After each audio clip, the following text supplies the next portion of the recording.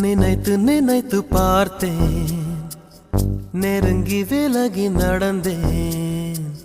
உன்னால் தானே நானே வாழ்கிறேன். ஓ, உன்னில் இன்று என்னை பார்க்கிறேன். எடுத்து படித்து முடிக்கும் முன்னே எரியும் கடிதம் எதற்கு பெண்ணே?